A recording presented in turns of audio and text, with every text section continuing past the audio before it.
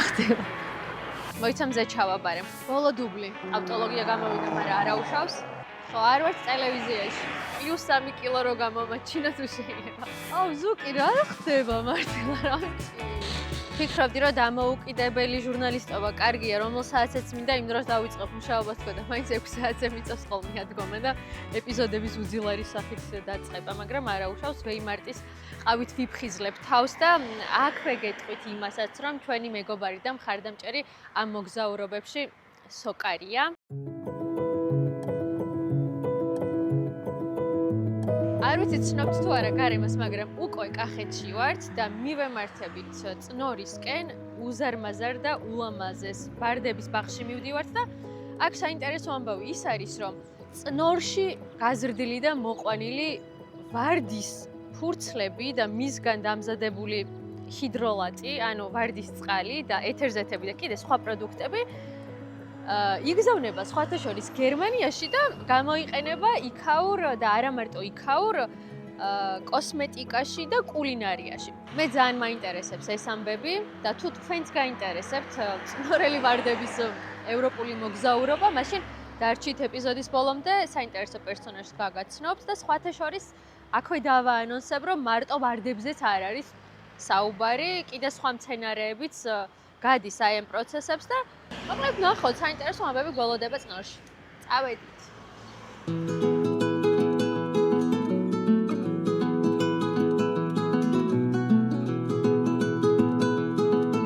მე მეგონა მე უფრო მეტი ეკალი მქონდა. თურმე ვარდებს უფრო მეტი ეკალი. უკაცრავად ძალიან ამბავში ვართ ხოლმე ამ სეზონზე და ძალიან კარგი მერე. საქმიანად დილის 5 საათიდან, ხო? დილის 5 საათიდან. მოგვაგენით ადვილად. კი, მშვენივრად.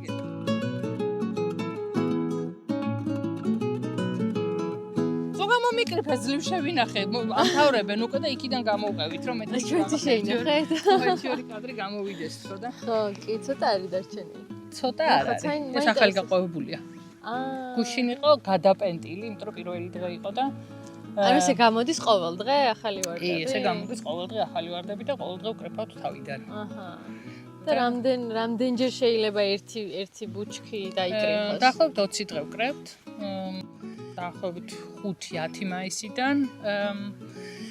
დაახლოებით, რა ვიცი, ესე 5 ივნისამდე ჩვენ სხვა ნაკვეთიც გვაქვს და ნუ იქ იწყება კრეფა და აქ ვამთავრებთ ასე ვთქვი. აჰა. გებით 6-ით ნახევარზე აქ ვარ. ვიწყებთ კრეფას, ნახევარ საათიანი პერერივი გვაქვს. მე ვაგრძელებთ ისევ, ჩვენ წინ არ სიცხე არსებობს, არ სიცხე. მაგრებია შრომატევადია? ანუ ძალიან საწვალებელი არ არის. ვიცით ხოლმე ამ თემაზე წიგნების დაწერა შეგვიძლია თქო და ამიტომ ბევრია სასაუბრო. ბევრია სასაუბრო.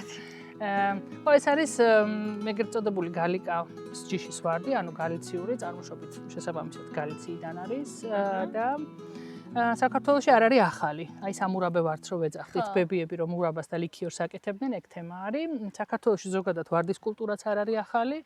იმიტომ რომ აბრეშუმის გზიდან შემოვიდა ჩვენთან და მუსულმანურ ქვეყნებში ძალიან პოპულარულია, ტრადიციული და რელიგიური დატვირთვა აქვს. მაგრამ საქართველოში ქრისტიანები ვართ, შესაბამისად ვარდს ეგ დატვირთვა არ ქონდა, მაგრამ ქართველები მიხვდნენ როგორ გამოეყენებინათ და მოკლედ მურაბებს და ლიქიორებს აკეთებდნენ, ეს იყო ოდითგან. კომუნისტების პერიოდში რაღაც პერიოდში მოკლედ გაიჩეხა და თითქმის აღარ არსებობდა, ესე დაახლოებით ისტორია რო გითხრათ როგორ და მე როდესღაც აღმოაჩინეს რომ ვარდის ზეთი კაი თემაა და დაიწყეს ისევ მოშენება და ყირიმში დაიწყო ძირითადად საქართველოსთვის ვარდის ისა რა ქვია ამ ჯიშის გამოყვანა დახვეწა და საქართველოშიც ამ რეგიონში კვლევები ჩატარდა და მეხვდა რომ აი ეს ყველაზე ესეთი რეგიონია, ხო, კარგად ხარობს. ყვარელი, თელავი, ლაგოდეხში კომუნისტების დროსაც არსებობდა ეთერზეთების ფაბრიკა და აქაურება ჩვენმა თანამშრომლებმაც იციან და მოკლედ ეს არის. ანუ ეს არის გალიკა. ანუ ზე უყვარს? ზე ძალიან უყვარს. პლანტაციას რაც შეეხება, ანუ კონკრეტულად ჩვენ 2014 წელს დავიწყეთ ეს საქმიანობა და ისტორიას მე კიდევ უფრო ზუსტად მოგიყვებით დეტალურად თუ გაინტერესებთ და ეს ვარდის პლანტაცია ჩავყარეთ ესე ნაწილ-ნაწილ დაახლოებით 2016 წლიდან. სხმოიარობაში არ არის ჯერ შესული, ანუ ყოველ წელს გვემატება, ჯერ კიდე არ არის. იმიტომ რომ ამ ჯიშის, ამ პირობებში აქ მოყვანა არ არის ესეთ დასტანდარტებული, ამიტომ ბევრ ამას ჩვენ ვსწავლობთ. ესე ვფიქრობ, რომ დასაწყისისთვის თქვენ თვითონაც იქნებოდით ჩართული ამ ყველაფრის კრეფის რა თქმა უნდა, რა თქმა უნდა, მე გაიზარდეთ ალბათ და მე დაგჭირდათ ეს ამდენი ადამიანი. იმისთვის რომ რაღაც თანამშრომლად ხელფასი შესთავაზო, ჯერ შენ თვითონ დაიცოდე რა შრომა არის ამისთვის საჭირო და ჩვენც რა თქმა უნდა მე და ჩემი მეუღლე ჯერ თვითონ 1 საათი ვიდექით და ვმუშაობდით, რომ რამდენს ვკრებთ და ცოტა ხმაურია უკვე. კაი, სახში გადავინაცვლოთ. ხო, იმიტომ რომ ამთავრებენ ჩვენი თანამშრომლები, დღეს დილიდან 5 საათზე ფეხზე ვართ. და ეხლა მოვრჩით ამ ნაკვეთს. დამზის გულზე არ მუშაობთ. და ვარდი არის ზედსახდელისთვის, რასაც გაჩვენებთ მეურნეობაში, ანუ საწარმოში, შევხედავთ იმ პროცესსაც და აქ მოკლედ ეხლა დღეისთვის ვამთავრებთ. ავწონით ჩვენ მონაგარს, ასე ვთქვათ, მოკრეფილს და გადავიდეთ საწარმოში. დღეურად დაახლოებით რამდენი კილო იკრიფება? კარგი შეკითხვაა, ძალიან განსხვავებულია და ამიტომ წონაზე ვერც ვამუშავებთ, ანუ დღეურად დაახლოებით 20-დან 40 კილომდე ძალიან განსხვავებულია ერთ კაცზე ერთ ადამიანზე. ერთი ადამიანი იკრებს 20-დან 40-მდე? კი და გუშინ მაგალითად 4 ტონა ნახევარი მივიტანეთ საწარმოში, თუმცა პირველი დღე იყო და განსაკუთრებულად ბევრი იყო. აჰა. ძალიან კარგია, ესეთი რიცხვებია, სოლიდური. კი, ეგრეა. კაი, ნახოთ დანარჩენი. კეთილი. 6. კაი. მიდი, თავი მოუკარი, შედე თავის ადგილას. ბავშვებო, თავები 6. მიაწოდე. ყლალი. აი, რამდენია?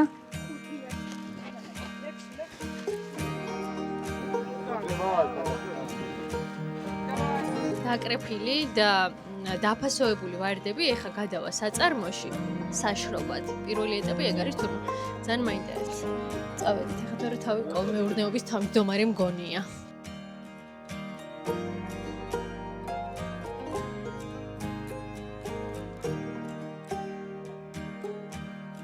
წეღა როგორც ვისმენდი, არის სხვაობა, რა მიზნობრიობით იკრიფება ვარდი და შემდეგ უკვე როგორ ექცევით მას? კი. კი, განსხვავდება, იმიტომ რომ ანუ, როდესაც მაგალითად სახდელისთვის გვჭირდება, ძალიან მნიშვნელოვანია, რომ ძალიან ადრე დაიწყოს კრეფა. იმიტომ რომ როგორც კი მზე დაანათებს ყვავილს, ეთერზეთი ორთქლდება. ესეთი ხასიათის არის ეთერზეთი და შესაბამისად ძალიან მნიშვნელოვანია, რომ დილით ადრევე დავიწყოთ მოკრეფა და დაახლოებით როგორც ნახეთ წეღან, დაახლოებით 11 საათისთვის, 10-11 საათისთვის ვასრულებთ. ეს არის როცა გამოვხდით და ანუ ხდით ჰიდროლატს, ანუ ვარდის წყალს, ანუ ვარდის ზეთს და იკრიფება აუცილებლად პოლიეთილენის პარკებში და უნდა იყოს თავმოყრული. იმიტომ რომ როგორც კი ეს თბება, ორთქლდება მთელი ის რაც ჩვენ უნდა მოვიპოვოთ, ორთქლდება. შემდეგ გადმოდის ზეთსახდელში, ნახავთ შემდეგ ამ პროცესსაც და ხდება ვარდის წყლის ან ვარდის ზეთის გამოხდა. გააჩნია რა გვინდა.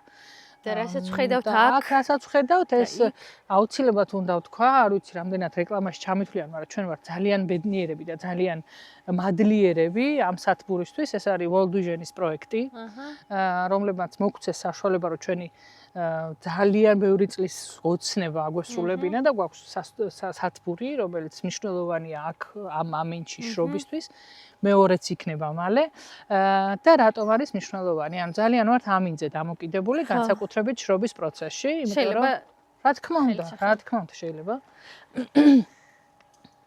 და ესე უფრო დაცულად უსაფრთხო. დაცულად, რა თქმა უნდა, იმიტომ რომ ამას ახლა წარმოიდგინეთ, ეს არის 1500 კვადრატი დაახლოებით და ეს იყო ხოლმე გარეთ გაშლილი და ვიყურებოდით მართლა ყველა ღრუბელი და ყველა ღრუბლის ნაგლეჯი ჩვენთვის იყო ტრაგედია და ახლა ეს დღეებია და პირველი ღამე რო შვიდად გვძინავს, ასე ვთქვათ, ვიცით რომ არის დაბინავებული. ეს არის პირველი, აი ფური სულა გქონდა შიგნით გაშლილი და ეს, ანუ სულ ერთი კვირის არის. შრობას დაახლოებით ჭირდება, გააჩნია, ანუ ყველა ჩვენ ყველანაირად ამინძე ვართ დამოკიდებულები აქაც, იმიტომ რომ გააჩნია ტემპერატურას, ტენიანობას და ასე შემდეგ. აქ ამ პირობებში ალბათ ერთ 3 დღეში, ესეც არ ვიცით, ეხლა ესეც ახალი ამბავია ჩვენთვის და ვფიქრობ, რომ ალბათ დაახლოებით 3 დღეში შეიძლება გაშრეს.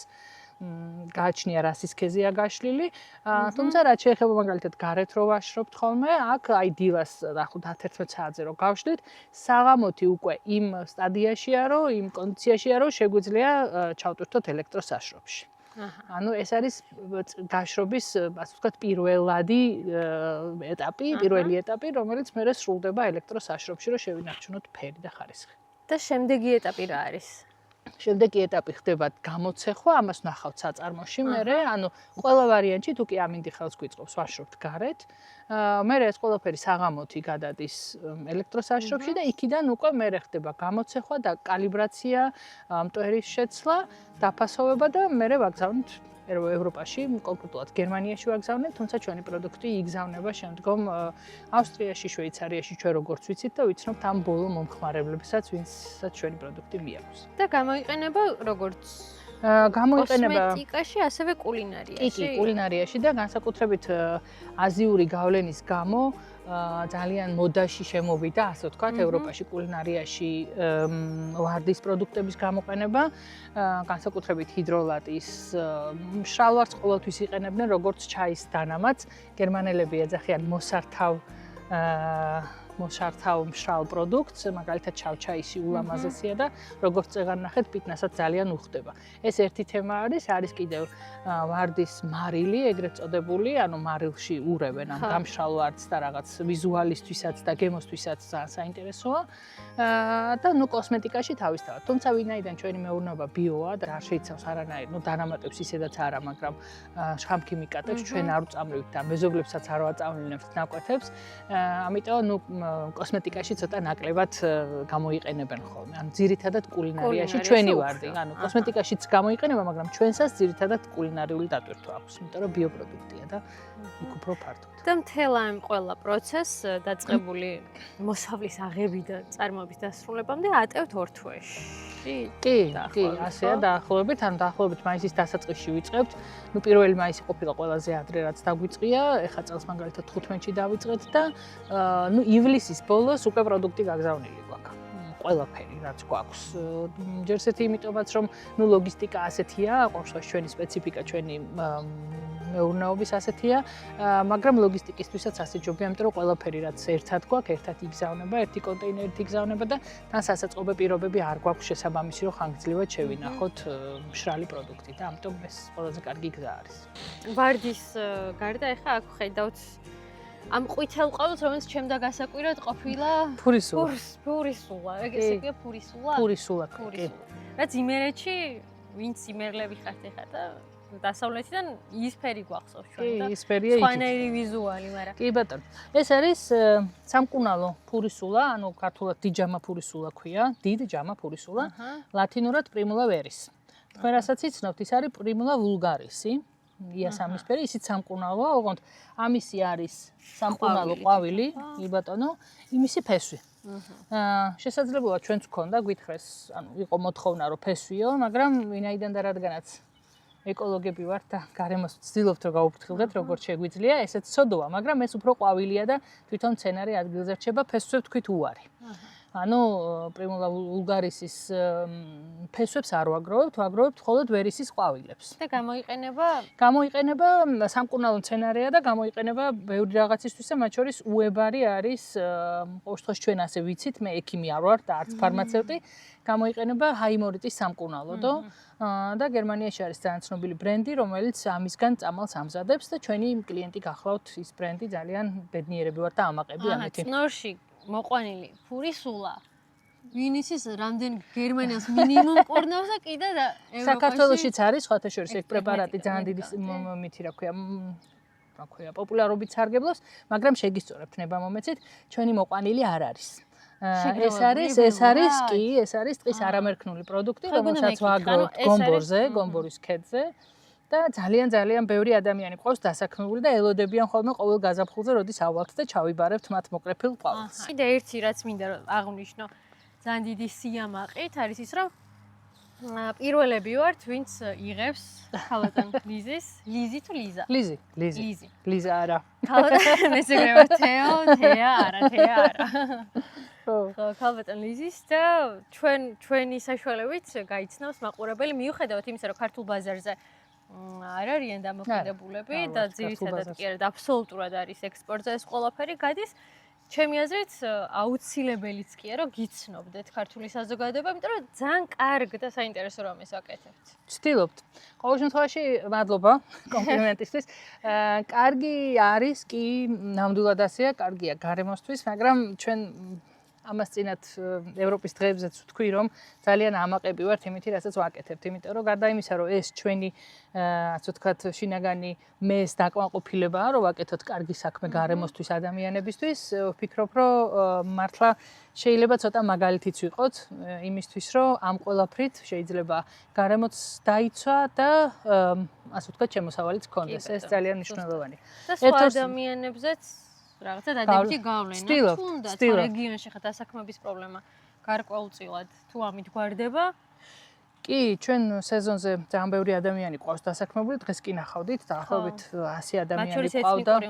კი, ეთნიკური უმცირესობები, რომელსაც ხშირად ქართველები ცოტა ისე ალმაცერად უყურებენ ხოლმე, რაზეც ძალიან გული გვწყდება და აქვე ადგილზე ძალიან ბევრ რამეს ვასწორებთ. და ქართველები როცა იტყვიან ხოლმე, ნუ ისინი და ჩვენ ვიმუშავებთ და რაღაცა ამას ყოველთვის ძალიან დიდ მნიშვნელობას ვანიჭებთ, იმიტომ რომ მე ვთვლი, რომ ადამიანები თანაბრები ვართ და თანაბარ პირობებში უნდა ვიყოთ ყველანი. ამ ორ სიტყვას გეტყვით შრობასთან დაკავშირებით, მოკლედ როგორც გითხარით, გომბორზე ვიბარებთ ფურისულას, ესეც ბიოსერტიფიცირებულია, თვითონ შეგროვების პროცესიც კი ბიოსერტიფიცირებულია, ანუ სერტიფიცირებაზე რო გითხრათ, როგორც მოყვანა ჩვენი, ასე შეგროვება ველურად მოზარდის, გადამუშავება და ექსპორტი ეს 4 სხვადასხვა სფეროა, რომელიც 4-ვე არის ბიოსერტიფიცირებული კავკასერთის მიერ და შესაბამისად შეგვიძლია რომ ჩვენი პროდუქტი როგორც ბიოსახელდებით პატარა მწვანე ფოთლით, რაც ბიოსტანდარტს ნიშნავს ევროპისთვის, გავიტანოთ ევროპულ ბაზარს. ხო, ეს მოკლედ ჩამოტანილი არის გუშინ საღამოს ფურისულა გომბორიდან, რომელიც ესე მზეზე შრება. რა თქმა უნდა, ბევრი გვეტყვის ახლა, რომ მზეზე გაშრობა არ შეიძლება და ნივთიერებებს კარგავს და რაღაცა მერწმუნეთ, უმეტესობა, რასაც კი ყიდულობთ მშრალ პროდუქტს, ესე შრება. იმიტომ რომ სხვა არის, როცა გაქვს 100 კილო სიტყვაზე და სადღაც, ასე ვთქვათ, სახურავის ქვეშ შეგიძლია მოათავსო და ჭრდილში გააშრო, მაგრამ როდესაც 2 ტონა ფურისულა გაქვს, იმის ახლა ეს მზეზე გაშრობა, ჭრდილში გაშრობა ცოტა შეუძლებელი. შრება და შრობის ინარჩუნებს კიდეც, ახლა რომ არ ინარჩუნებს, მაშინ ვერც ექსპორტზე გაიტანით და ვერც რეალიზაციას. ჩვენი პროდუქტი ისეთ მას გადის, რა ქვია, ლაბორატორიულ ანალიზებს, როგორც ადგილზე მოყვანილი, ისე შეგროვებული, რომ ვერც კი წარმოიდგენს, აი რომელ გემოზე და სუნზე კი არ არის საუბარი, ნანოგრამზე არის, კილოგრამში საუბარი, უმცირეს დეტალს არ მიჩნევენ და ამიტომ ჩვენ მკრეფავებს ხელებს ვაბანინებთ ხოლმე დილას რომ მოდიან, რომ მაგალითად კოლოსაწინააღმდეგო წამალი არ ქონდეთ ხელზე წასმული და ასე შემდეგ. ამ ძალიან ბევრ რამეს ვიცავთ. კი ხედავთ ქათმები დამწყვდეული ყავს, ძაღლები დაბმული ყავს, რომ არაფერი შეერიოს, მაგრამ ეს არის შრობის ჩვეულებრივი ალბანეთში, რუმინეთში, ბულგარეთში, ყველგან ეს არის ჩვეულებრივი მეთოდი, როცა დიდ მასშტაბებზეა საუბარი.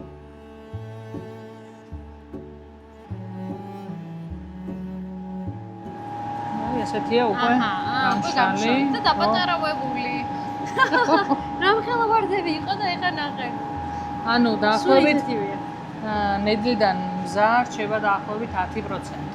ოი, ო, ანუ ზარალზე მუშაობ ფაქტიურად. იმიტომ რომ და ფერიც როგორი ისაა შეცვლილი. ო, ფერიც შეცვლილია.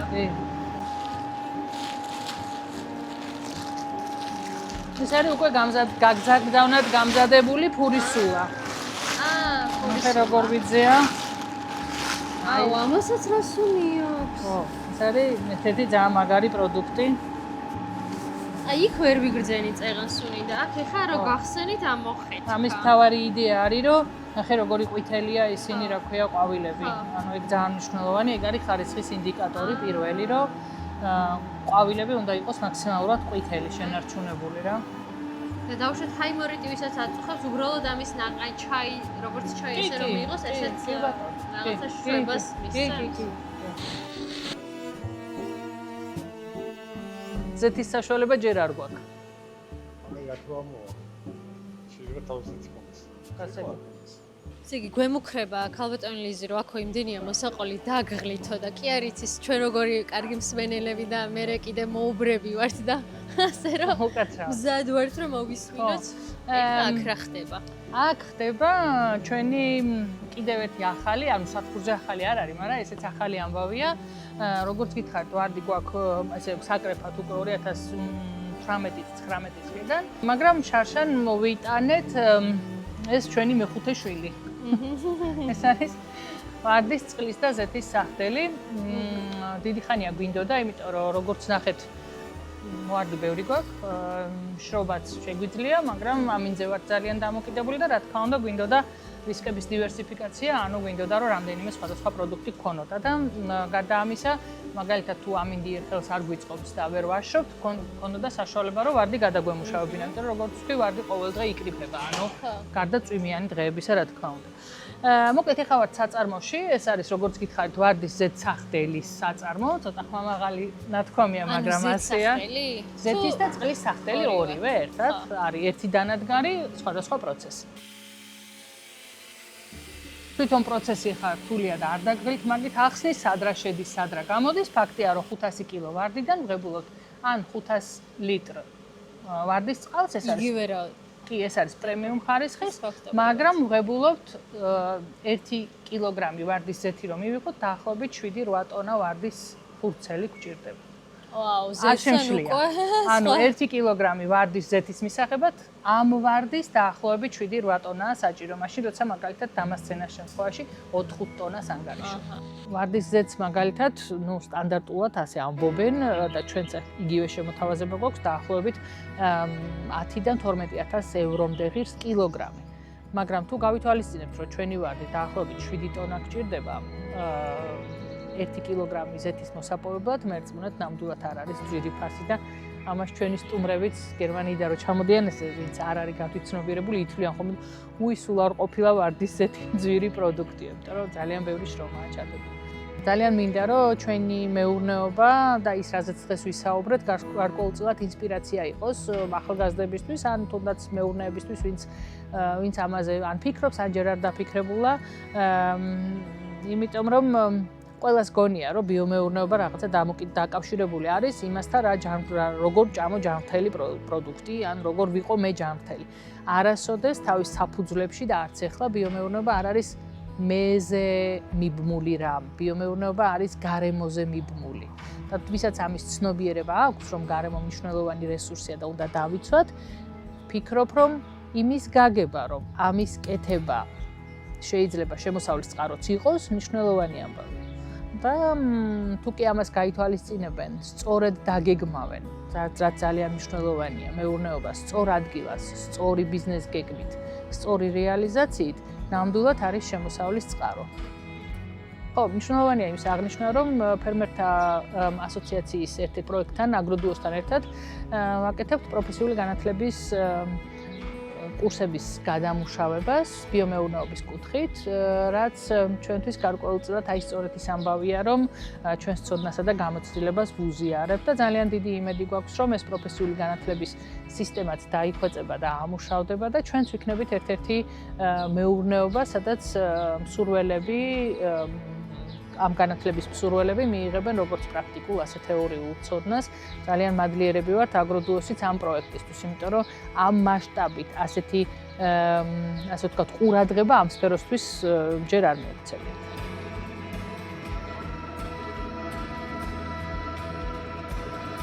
გვაქვს ხოლმე ტრენინგები, მაგალითად დაკვეთით, ასე ვთქვათ, თუმცა ვაპირებთ, რომ საკუთარ ბაზაზეც გავაკეთოთ პატარა ტრენინგ ცენტრი.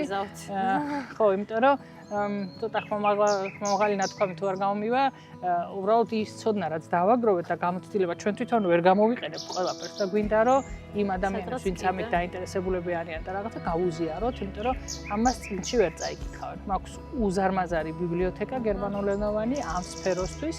მაგრამ იქიდან ამოკითხulis შეიძლება 20% მადგება. იმიტომ რომ კლიმატია სხვა, ადაპტაცია გაუკეთეთ. პირობებია სხვა, ნივთიერებებია სხვა, ყველა ნიადაგია სხვა, ადგილია სხვა საქართველოში და ამიტომ ძალიან მნიშვნელოვანია რომ ეს ცოდნა რაც ჩვენ დავაგროვეთ, რაღაცნაირად ვინმეს გადავცეთ მოკლედ, ვისაც აინტერესებს.